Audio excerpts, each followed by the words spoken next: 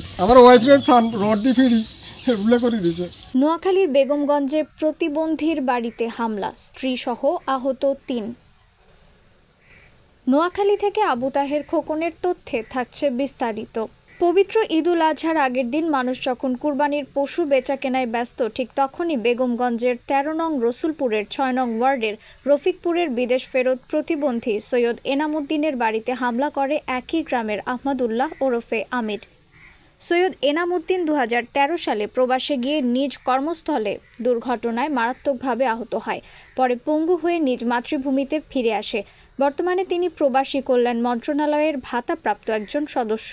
পঙ্গু হওয়ার পর এককালীন অর্থ দিয়ে তিনি ২০২১ সালে ১৩ নং রসুলপুর ইউনিয়নের রফিকপুর মৌজার BS ৩৪২ বর্তমান ৬৩৫৭ দাগে ২৪ শতক জমি কিনে বাড়ি করেন। এরপর থেকেই বিভিন্ন অজুহাতে পাশের জমির মালিক আহমদুল্লাহ ওরফে আমির তার কাছে চাঁদা দাবি করতে থাকেন। এনাম ২০২২ সনের ১৭ জুন ঘর নির্মাণ করতে গেলে ২ লক্ষ টাকা চাঁদা দাবিতে আমির বাধা দেয়। শান্তি বজায় রক্ষার্থে আমিরকে ২০,০০০ টাকা চাঁদা দিলেও হামলা থেকে রক্ষা পায়নি এনামের পরিবার।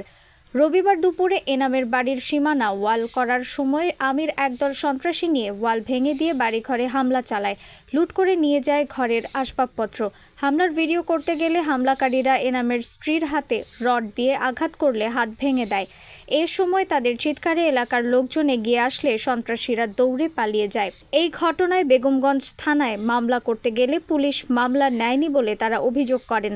এই বিষয়ে বেগমগঞ্জ মডেল থানার অফিসার ইনচার্জ আনোয়ার হোসেনের কাছে মুঠোফোনে জানতে চাইলে তিনি এই ব্যাপারে জানেন না বলে জানিয়ে দেন। তবে কেউ মামলা করতে চাইলে মামলা নিবে বলেও জানান তিনি।